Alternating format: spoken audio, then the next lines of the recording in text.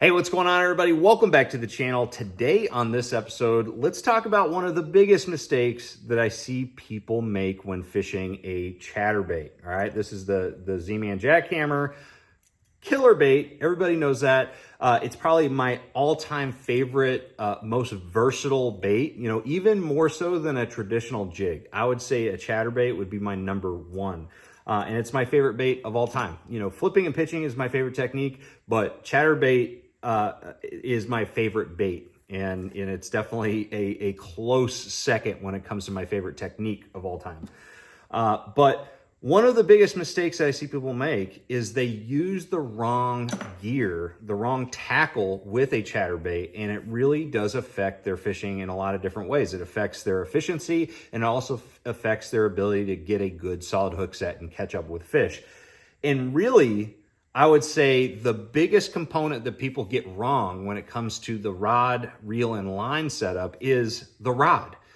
Most people really took the composite rod platform, you know, the more parabolic bend, you know, traditional deep diving crankbait rod, and they thought that that was the rod to use with your chatterbaits. Now, I will say that if you're fishing more open water, you're just, you know, beating the bank and really not fishing around vegetation that much, a heavy action composite rod can be very good, but I'm not a fan. This is the rod that I like to use. I like to use a 100% graphite rod. It's a 7.3 medium heavy. This is the Versa series from Fitzgerald.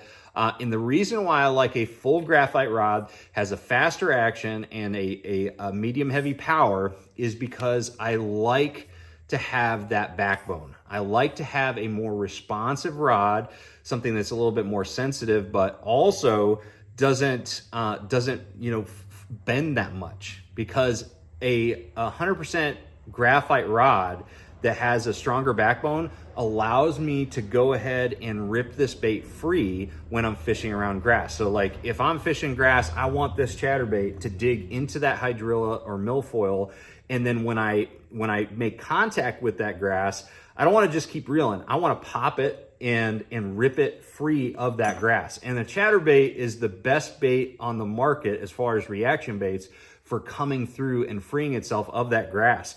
However, because it has a hook, it has an exposed hook, you definitely will still have some snags and some fouls. So having a faster action rod with a stronger backbone helps free your bait of that grass. And yeah, you can go to a composite rod and then switch to braid, but I don't like fishing braid with my chatterbaits. I like fishing 17 or 20 pound test fluorocarbon with my chatterbaits. I really do feel like that's a better line choice.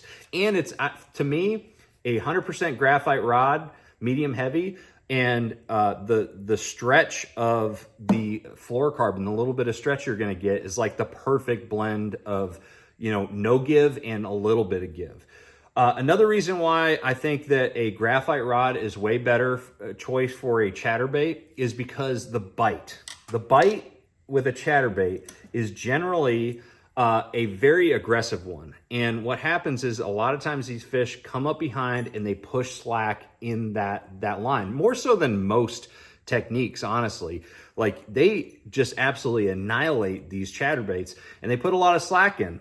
And if you have a big fish that puts a ton of slack in, with a more parabolic bend rod, it's going to take longer for you to, it's going to take more, you know, range of motion to get the slack out of that line and also get the full bend in that rod. But with the graphite rod, you just kind of lean into it. So you can catch up and you know, eliminate that slack very quickly with these rods. So to me, it's a much better way to fish a chatterbait. And also on the same note, you know, I like to use a 7.2 to 1 gear ratio reel for the same reason. I don't want like a burner reel, but I also don't want a slower speed gear ratio reel most of the time, because in those instances that I want to be able to catch up with those fish quick, I want to be able to do it and be able to reel in that slack very quickly. So anyways, guys, take it for what it's worth. use what you feel confident in. But if you're having an issue like I did when I tried composite rods with, you know, freeing your bait and also getting a good hook set with a fast charging fish, definitely try a medium heavy, something in the 7-foot range,